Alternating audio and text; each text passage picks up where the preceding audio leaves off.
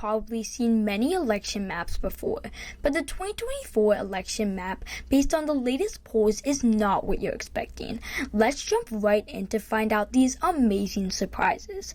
So let's start on the West Coast. In Washington, Joe Biden holds a 16-point lead, similar to his 2020 margin, making it a safe state for Biden. Then we go one state down to Oregon, where the president is up by 12 points in the latest poll. This would be a likely state for Biden. Next, we have the grand prize of 54 electoral votes, California. California has been a Democratic stronghold for many years, and the latest poll has Joe Biden up by 25 points, which is a safe margin for the president. Then we have Hawaii. In Hawaii, Joe Biden is up by 19 points, which would be a 10-point shift to the right from his 2020 margin. This has largely to do with his controversial response to the Maui fire. Still, Hawaii is a safe state for the president. The last West Coast state is Alaska, where Donald Trump is leading by 19 points. This is a safe margin for Trump.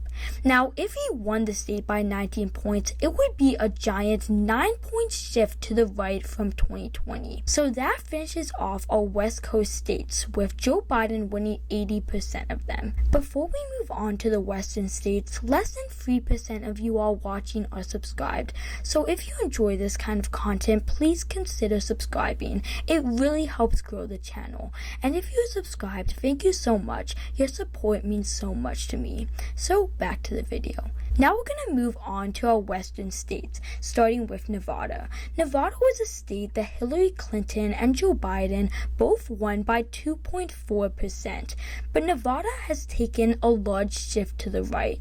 The latest poll out of Nevada shows Trump is leading Biden by 5 points, which would be a lean margin. Then over to Idaho, where Trump easily leads by 29 points, a safe margin.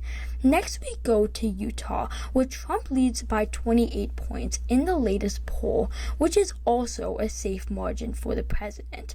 Moving up to Montana, Trump holds a safe 21-point lead over Biden. And then we have Wyoming, one of the most Republican states in the country. Trump demolishes Biden in the state by 53 points in the latest poll, another safe state for the former president. But the safe states for Trump's streak ends at Colorado. Colorado is a state that has taken a steep shift to the left in recent years. It voted for President Biden in the 2024 election by 13 points. In the latest poll, Biden holds a 10-point lead over Trump, making it a likely state for Biden.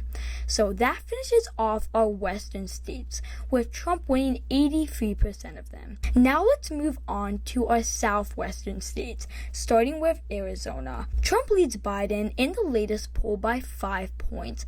This is a significant development because Arizona has been a state fast trending to the left in recent elections. In fact, Democrats have won the last 3 Senate elections in the state. If this poll holds true, Trump would win Arizona by a lean margin. Over one state to New Mexico, Biden holds an 8-point lead in the last poll taken, making it a likely state for the president. Then over to the Lone Star State. Trump holds an 8-point lead in the last poll, making Texas a likely state for Trump.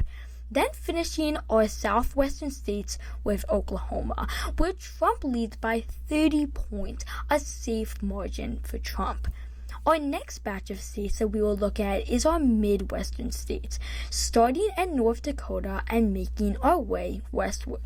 In North Dakota, according to the only poll taken from the state, Trump demolishes Biden by 37 points, which is a safe margin. Similarly, in South Dakota, Trump is up by 29 points, which is also a safe margin for Trump. Then let's go to Nebraska. As you know, Nebraska splits its electoral vote, so we'll start with Nebraska at large, where Trump leads by 23 points, which is a safe margin. Now, while we don't have any polling out of Nebraska's 1st and 3rd districts, based on past elections, these two would both be safe districts for Trump. Nebraska's second, on the other hand, would only be a tilt district for Trump, as he leads in the latest poll by 3 points. Then, moving on to Kansas, Trump holds a 16-point lead, which is a safe margin. Then up to Minnesota, Trump and Biden are neck and neck. The last poll has Biden with a slim 2-point lead, which is a tilt margin for Biden. Then we go down to Iowa. Iowa used to be a battleground state. It voted for Obama in 2008 and 2012, but then voted for Trump by 10 points in 2016 and 8 points in 2020. The latest poll out of Iowa shows Trump with a 15-point lead, which is a safe margin. Then down to Missouri, Trump leads Biden by 18 points in the state, which is also a safe margin. Then we move on to Wisconsin, one of the 7 key battleground states. Wisconsin was a state that Trump won in 2016, but Biden flipped back in 2020. The last poll out of Wisconsin shows Trump with a narrow 1-point lead over Biden, making it a tilt state for Trump. Then we move on to Illinois. The latest poll out of Illinois shows Biden with a 10-point lead over Trump. This margin is down from Joe Biden's 17-point win in 2020. This shift has largely to do with the black population in Chicago and the Chicago metro areas turned to the right. Nevertheless, this would be a likely margin for Biden. Then over to Michigan, another battleground state. The last poll shows Trump with a 1-point edge over Biden in the state, thus characterized as a tilt Trump state. This state voted for Trump by 3 points in 2020, and the reason why Trump is up in Michigan has largely to do with the Arab Americans abandoning Biden in the state because of his response to the war in Gaza. Next we have Indiana. Trump holds a 21-point lead in the last poll, thus making it a safe state for Donald Trump. And then we have our last Midwestern state, Ohio. In Ohio, Trump leads Biden in the last poll by 8 points, which is very similar to his 2016 and 2020 margin. This would be a likely state for the former president. So that finishes off our Midwestern states. Now let's move on to the southern states. Starting with Arkansas, Trump holds a commanding 32-point lead, a safe margin for Trump. Then to Louisiana, where Trump is up by 14 points in the latest poll, another safe state for Trump. And then over to Mississippi, Trump is up in the latest poll by 18 points, yet another safe state for Trump. Moving on to Alabama, Trump leads Biden in Alabama by 20 points, which would also put Alabama as a safe state for Trump. But then we go to Georgia, the Peach State. This is one of the 7 key battleground states in the 2024 election. The latest poll has Trump with a 5-point lead, which would be a flip for the former president because Joe Biden narrowly won Georgia in the 2020 election. Georgia would be characterized as a lean state for Trump. Then to the Sunshine State, Trump is up by 10 points in the latest poll. Florida was a state that Trump only won by 3 points in 2020. Nevertheless, the state has taken a hard shift to the right and would be characterized as a likely state for Trump. Moving on to South Carolina, Trump holds a 14-point lead in the last poll taken, which is a safe margin. Across the Tennessee, Trump is leading Biden by 29 points, another safe state for Trump. And then in Kentucky, Trump holds a 28-point lead, yet another safe state for Trump. But the safe states for Trump ends at North Carolina, where Trump only leads by 5 points, characterizing it as a lean state for Trump. Now, Virginia is, in my opinion, the biggest surprise of this video. The last poll out of the state shows Trump and Biden tied. Virginia voted for Biden by 10 points in 2020, and this would be a significant shift to the right.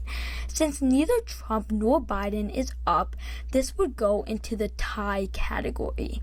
And then to finish off our southern states, we have West Virginia, where Trump is up by 37 points, close to his 39 29-point win in 2020, thus characterizing it as a safe state for Trump.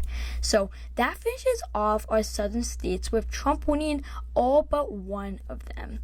But before we go to the northeastern states, let's see where the electoral vote stands. Trump would have already won the election with 293 electoral votes to Biden's 122 electoral votes. Now to our last state region, our northeastern states. Let's start with Maryland. The last poll out of Maryland has Biden up by 22 points, which is a safe margin for the president. Then to Biden's home state of Delaware, in which he holds an 11-point lead over the former president in the only poll taken, which would be characterized as a likely margin. Moving over to Pennsylvania, one of the 7 key battleground states, Trump is leading by 2 points in the latest poll. That would be another flip for Trump, but by only a tilt margin. And then we have New Jersey, New York, and Connecticut, where Biden is up by 6, 10, and 9 points respectively. All 3 of them would be likely states for Biden.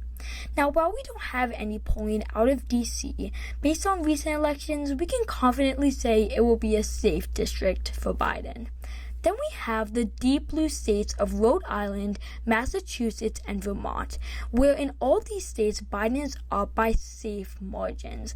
Then we have New Hampshire. Biden leads by 4 points in the latest poll, which is down from his 7-point win there in 2020. It is, though, a lean state for the president. Finally, we have our last state, Maine. Now, as you know, Maine splits its electoral votes like Nebraska. So Maine at large, based on the latest poll, would be a lean state for Trump, considering the last poll had him up by 6 points.